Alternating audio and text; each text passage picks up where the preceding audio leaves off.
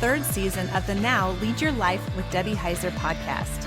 We changed things up a bit with a name change, and the podcast is full of diverse guests who have fascinating stories of how they are leading their own lives, taking risks, serving others, and loving the lives they lead. They will share how they lead their own lit-up lives, how they achieved inner peace and joy, and the work they did to get there, and continue to do to stay there. Join Debbie this season as she digs in, shares how she started and continues to love herself, love those around her, and love the work she feels called to do.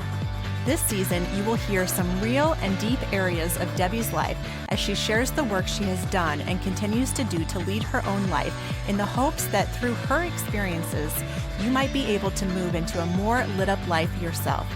Listen in as she shares experiences, stories, and tools to help you. Now let's get started.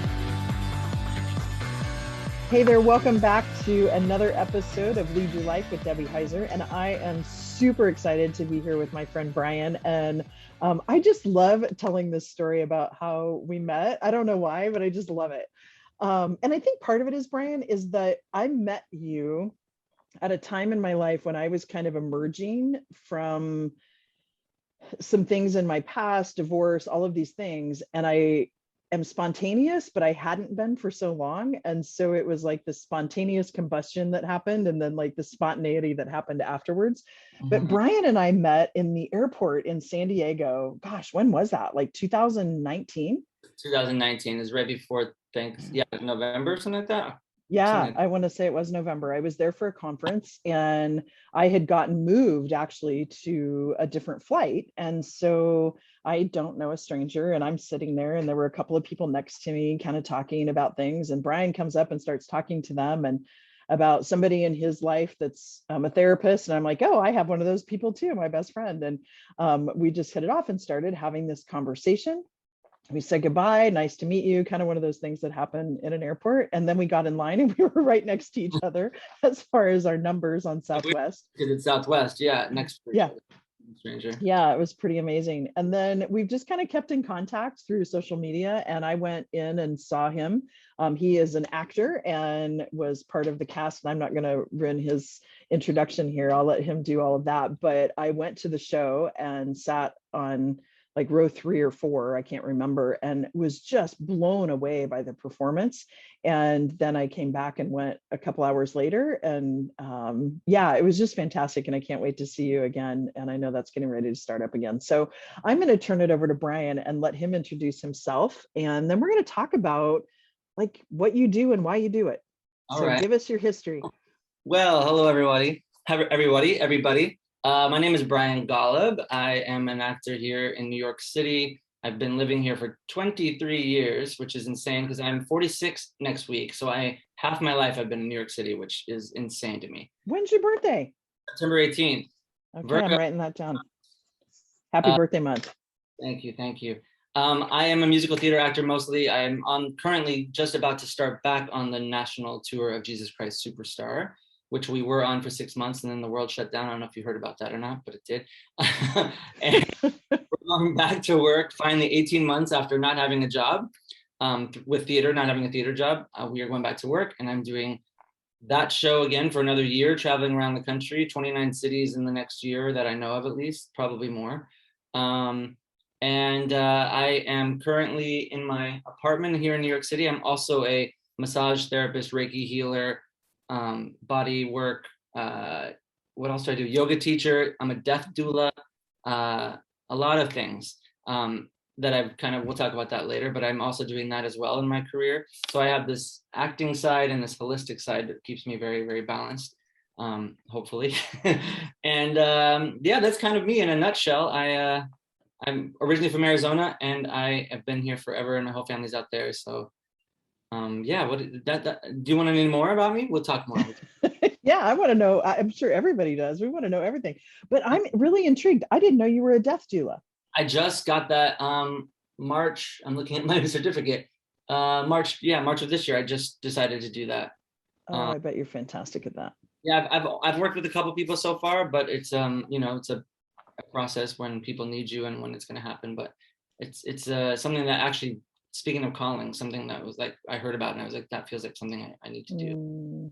as well. What called you to that? I mean, my friend and I were talking about it, and she was reading the description of kind of what people do. And for those that don't know, a very brief description, it's basically like a birth doula, but someone that sits with people that are dying, family members of the dying, helps you with the process of death, or sits by your side during vigils, or helps you prepare all your paperwork and everything, prepping up to your death so nobody else has to deal with it. It's like a holistic hospice is basically how they kind of describe it. We do no medical things at all, so I'm not a medical person, but right. I heard all this, and I'm not afraid of death and dying. None of that scares me, and the idea of what the possibility of what's next in life or in the realm of the world is also exciting to me. All that kind of stuff, and then keeping people light and energetic and happy. I say this all the time. It's in the book, actually. It's funny, but people ask this, and I don't know if we're getting off course, but I'll tell you this. Go for it. Yeah. They, in one of the trainings, they'll say, like, people ask why, you're working with people that are dying or sick. What is the joy of that? But for me, it's, and it says this too, is that I generally love life and living so much, and try to live my life like to the umpteenth where I'm exhausted. that I want to help people live the best life they can have until their last breath. So for me, it's like keeping them happy and in a place of joy until they're no longer in this physical world with us. That what a gift. Inspires me and made me feel like I have to do this. Because I already did that work anyways, but not on that deep of a level. But I don't know. Yeah, what a gift, Brian, because I think about, there's a couple of times that I've been in those situations, and for me it was a really sacred moment. And I have a friend who was in hospice, and she always said people die how they lived. And so what a great gift that you can like come in and bring this light and energy to them at the end. That's fantastic. Yeah, that's awesome. Okay, so tell a little more, like what brought you, I want to talk about the acting and then also about the healing work that you do. And so which came first?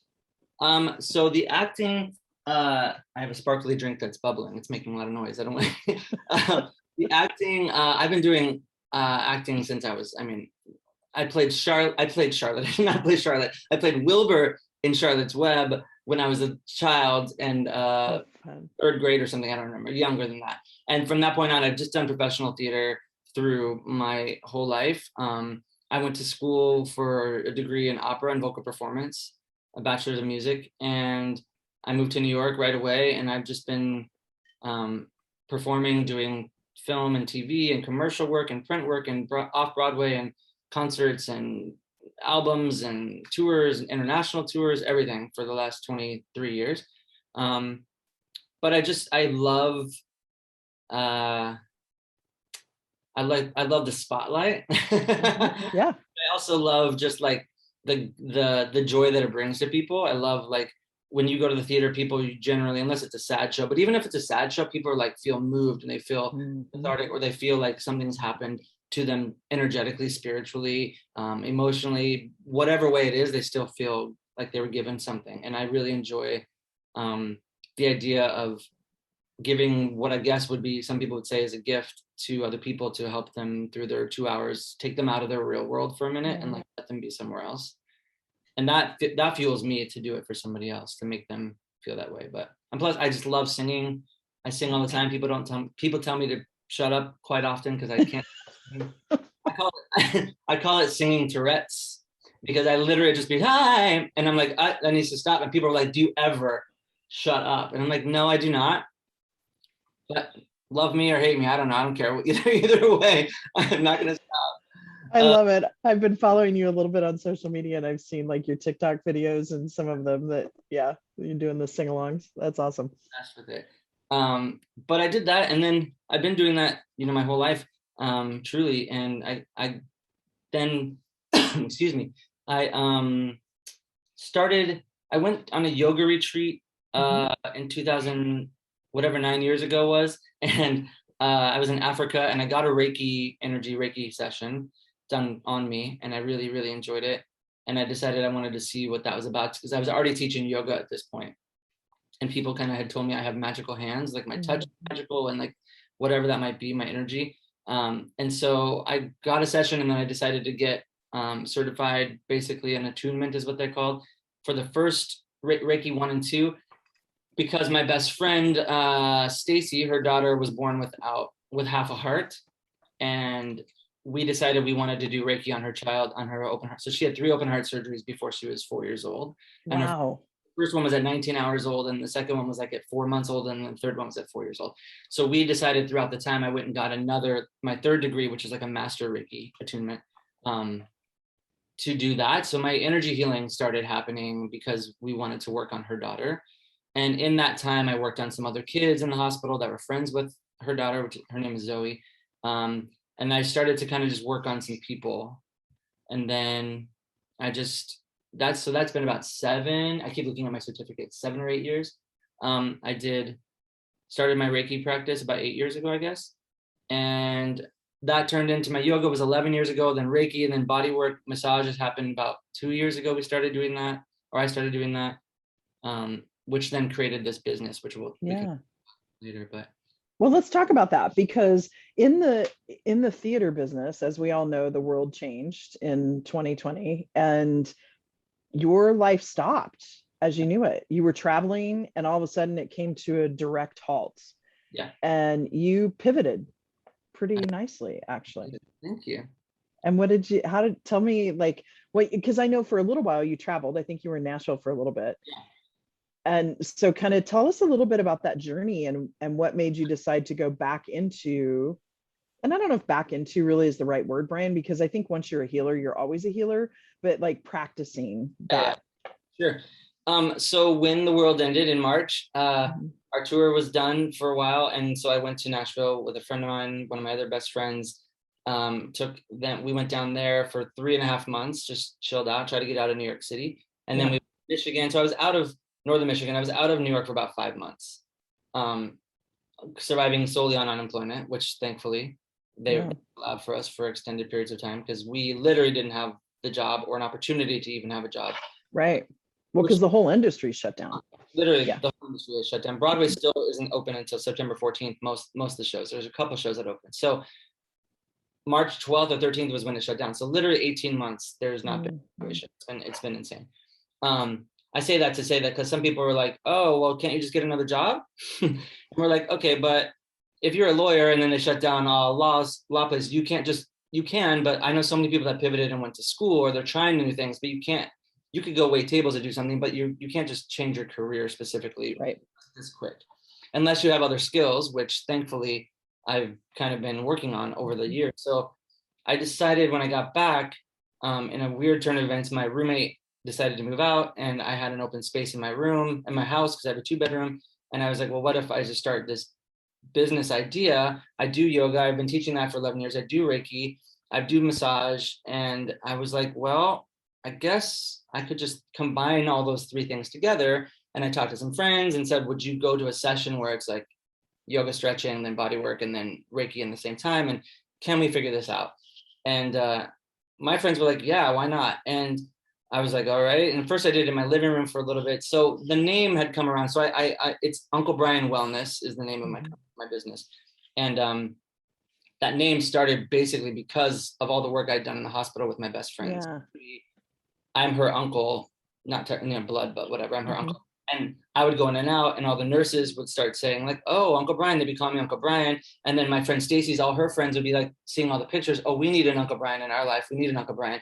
So everyone was calling me Uncle Brian. And then I just decided Uncle Brian Wellness was the perfect name, because I'm literally an uncle to every one of my kids, my friends' kids. I love that. So it kind of became this thing. And I took 2 of my friends that live in my building, and I was like, can I just take pictures of you? And so so I can build a website, so I can show. And we did that, and we were just all kind of like, maybe this will work. Like, I hope maybe I'll get a couple people. And I put it out there, and I started getting Broadway World to put an article out, which is like the online thing about Broadway shows and actors. People started coming, word of mouth started happening, and tomorrow I think is my last day of seeing clients before I go back on the thing. And I have had now 63 clients and 135 appointments. Brian, that's fantastic. Which is crazy. Yeah, it's so exciting. And I have 4 people tomorrow. I'm like, I had to actually turn somebody away. I'm like, I'm sorry, I cannot do 5 sessions in one day. But it's all been word of mouth. It's all been friends of friends, except a couple people on Reddit came through. Somehow they got through to me. And it's just like, it's launched and it was exciting. And I decided like that is something that I wanted to help, give people that need it, especially in this time right now where everybody needs some kind of self-care. And it's kind of pivoted to that. And then I'm going back on the road now. So you got the phone call, come back. I'll come back to work. And I said, cool, how do I do both? And some of my cast members have asked me if can I do it on the road? And I said, sure, I'll do it on the road because I have we have a massage table that travels with us for physical therapists that come in on the weekends. And then I was like, wait a minute. And it's not official yet, but let's hope. I asked the producers if they would hire me, Uncle Brian Wellness, as the wellness person on the tour as well, so that I would get hired by the producer to then do X amount of sessions for the cast members, since I know the choreography, I know the pain, I know the body happening. And as of like last week, they said they're pretty much going to consider it. I'm pretty sure. Hopefully this will have happened by the time this airs. But then I'll be doing that so that I'll be able to do work and do my work with what I do with my cast members and the fellow people there, and then as well as being in the show. So I'm gonna be a little tired, I think. We're gonna manifest that, and then like manifest like this energy bolt that just continues to come to you, because how awesome is that? Because I was going to ask you, like, how do you just shut that off and then go do this? So what a great blend. And I'm going to try to do both. And then my goal is I'll put this out there in the universe. As you can see, I just throw it at the wall and hope it sticks, and it usually does. No, I don't throw it at the wall and hope it sticks. I throw it at the wall and say it's going to stick, and it does. Right. Thank you for catching that. It's true. I want to come back after tour and then present myself and my business to some of these Broadway houses and try to hire more therapists on my end, so I can have a full business doing the Broadway houses and working on actors, since I will then have already done it on tour and have a national tour under my belt doing that. So I'm kind of planting things as they go. Absolutely. So that when I come back, I have more stuff that's grounded, that I can still focus on my acting, but have my finances and my business built even more. And Brian, I couldn't have paid you better to say what you just said, because to me, part of it is about, when you lead your own life, part of it is about not just looking at today and what's happening today and tomorrow, but what's happening a year from now, what's happening 5 years from now, let's face it, we get older every day, right? And there will be a point in time when you can't physically, because what you do is also a physically demanding, both sides really are, but like acting, what you do on stage, that's physically demanding. And so there will be a point, you're still really young, but there will be a point where you may not be able to move quite as well as you do. And so that sets you up for a longer term solution. That's fantastic.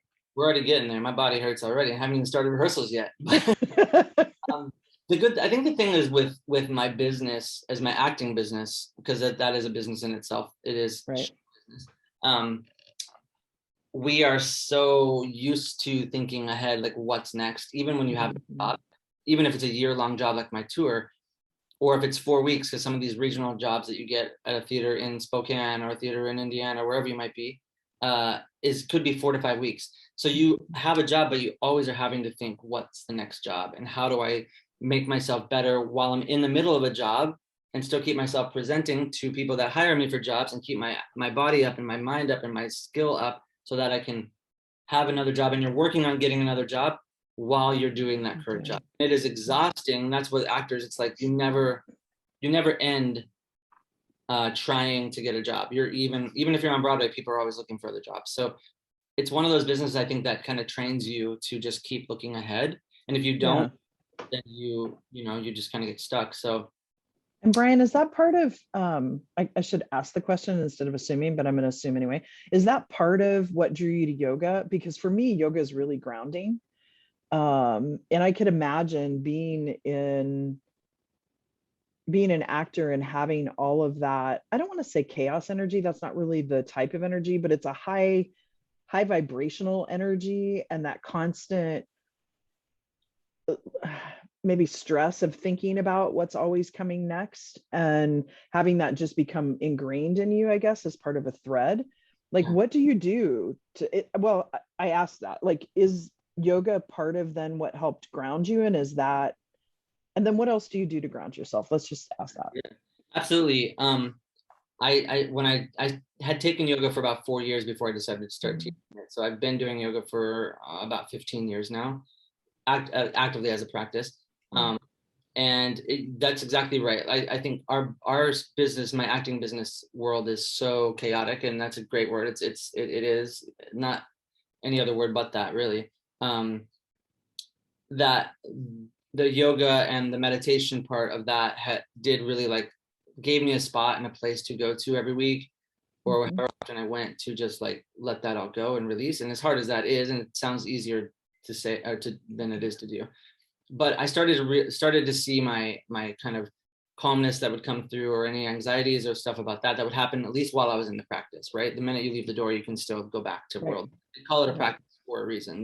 You're never 100%. I give people all the time, oh, I'm not good at meditating, or I'm not flexible, or I'm not this. I've been doing it for 10 years. I can't do that pose you do. And I was like, it literally is called a practice. So you will get there to where you need to be eventually. And that practice kind of gave me the calmness and the groundedness that you're talking about. And then I decided at that moment, I was like, there was a part of me to say, what can I do? I don't want to wait tables. Not that that's wrong. People do that. A lot of people make a lot of money. For me, it wasn't filling my soul or fueling my soul. Right. So I thought, what can I do that I love to do as well that can make me money when I'm not acting? So I decided to do my yoga teaching, and it has, been a part of my life now, and it's still a part. Like, if I'm feeling wonky or crazy or whatever, even if I'm on tour and I'm in a city that I don't like, or we're too busy or whatever, I can find a yoga class in the studio, and go to the studio in some random city and still have that communal breath. Yeah. And quiet space that will prepare me at least for the next couple of hours to get my mind back in the way it needs to be, to go through my day and my life, really.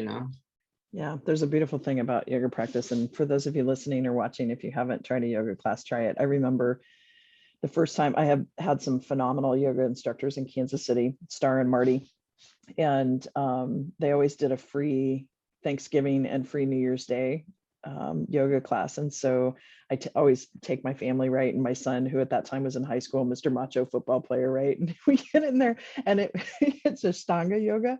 And so we get out of there, and he's like, that was the toughest workout I've ever done in my entire life, and there's something about getting into poses and just feeling the strength in your muscles and feeling that, like, grounding into the earth. And I don't know, I could go on and on about that, but yeah.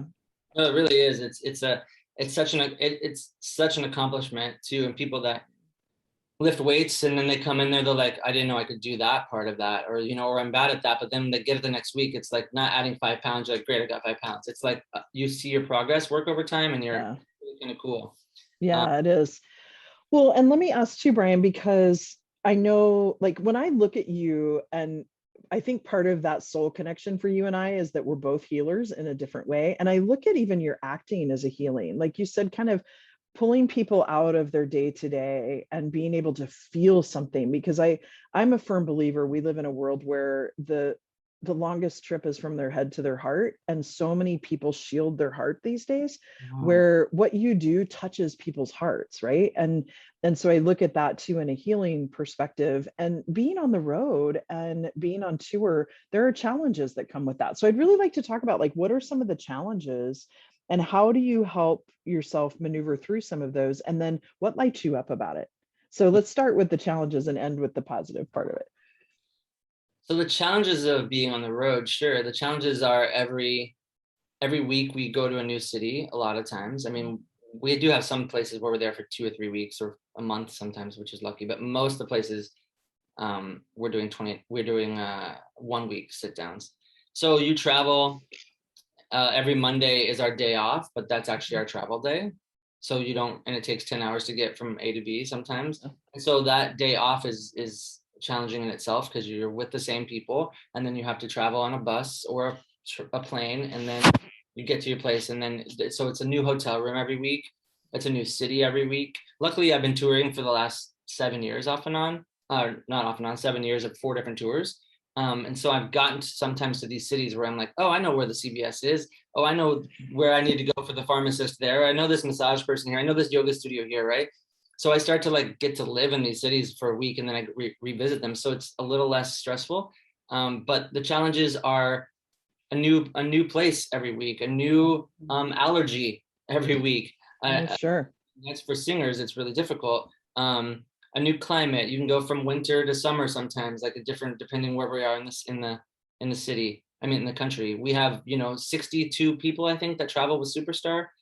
School of Rock, we had 80 something people. So you have to also deal with the challenges of the personalities of everybody to try to get along, because you are working with somebody. So imagine whoever's watching this, you take your 60 people, and some that you adore and some you'd rather not see. You're so nice. I mean, no one's gonna love everybody, right? Right. But you're gonna travel. You have to put them, and you have to eat dinners with them, and travel with them, and be on stage with them, or be in the most intimate settings on stage, and give yourself. And then you're at, dressing rooms and meetings and work. So you're working, sleeping, breathing, all this stuff. You're sharing houses, sometimes Airbnbs with people, and there's challenges in navigating through your own personality, other people's personalities, and they're with yours. Not saying that anyone's perfect at all. So there's a ton of challenges there, right? And just keeping up your stamina and going to the gym when you're sore and tired because you've been working 8 shows a week and 6 days with a day off. This is not helping me want to go back. I'm kidding. Well, we're going to go to the positive side. And then I know too, briefly we talked about, because I'm big on, and I think you are, again, I think this was part of that soul connection for you and I, is you're also a connector. Like, you love connecting with people, and you get to meet all of these new people, which I'm sure is part of the positive side of it that we'll get to in a minute. But before we started taping, we started to discuss too how it is difficult even dating or having a relationship because you're gone. Yeah. Like, you don't come home for a year. No, there's several occasions where I've thought, oh, great, I'm still single, I'm going back on the road. Well, I guess I'll be single for another year, because it's very, very hard. And I know that I've had people literally say to me, oh, I don't want to date an actor because you're out of town all the time. And okay, and then I woo them, and I'm like, oh, hey, you sure you don't want to date me? And then I don't want to date you. And then I'm leaving. They're like, but I said I didn't want to date you. And then it's like, wow. But most of the time they're just sad and leaving. But yeah, exactly. Wherever you are, you're listening, you know what I mean? But yeah, that is presents its own challenges. Or the people that are married that are on the road, same challenges. We have a girl that just was not pregnant before the show. Her and her husband. The show ended. They got pregnant. She had a baby. Her baby is now 9 months old. She's bringing her baby on tour with us, while her husband stays in California to finish out he was an actor too, but he's finishing his fire department degree, or his to be a fireman. Yeah.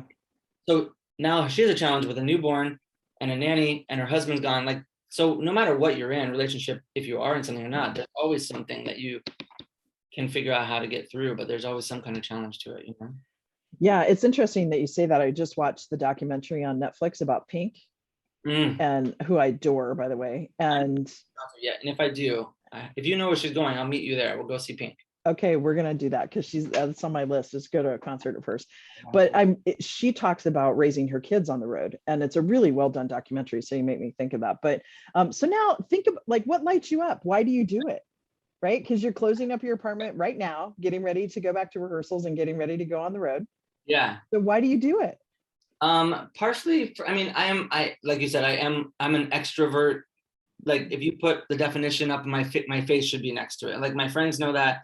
They're like, do you ever get tired? And I say, yeah, but I have one life in this body, and the next body, for me, that my belief, my next body, I don't know what I'm going to be. It could be an ant that I get stepped on. I don't know what I'll be, but in this body right now, I have one life to live, and I want to live it to the fullest. So I see people, I exhaust myself sometimes to a fault, but I love hanging out with people. I am charged by people.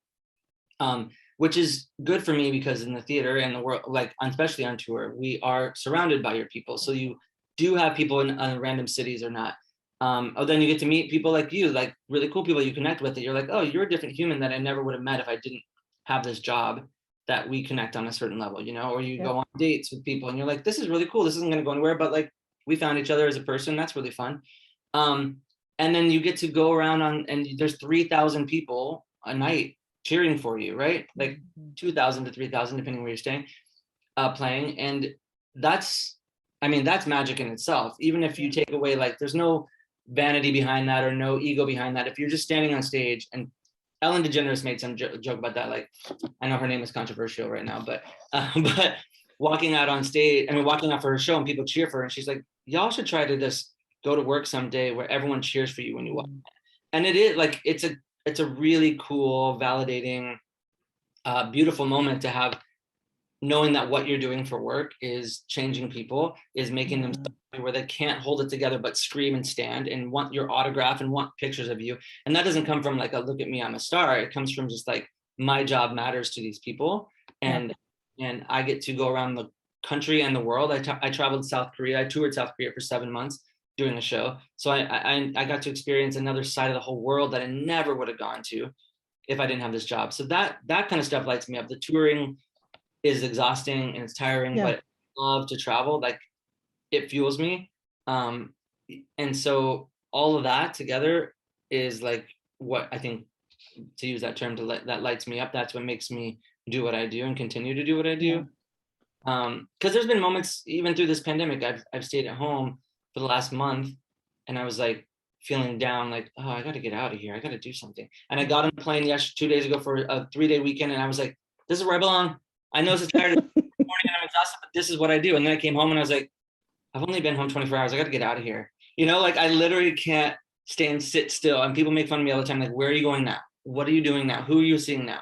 Yeah. But it's the most fun that my life is very fun for me, and I live it the way I want to live it. And I am unapologetic about the way I live it, and I love it.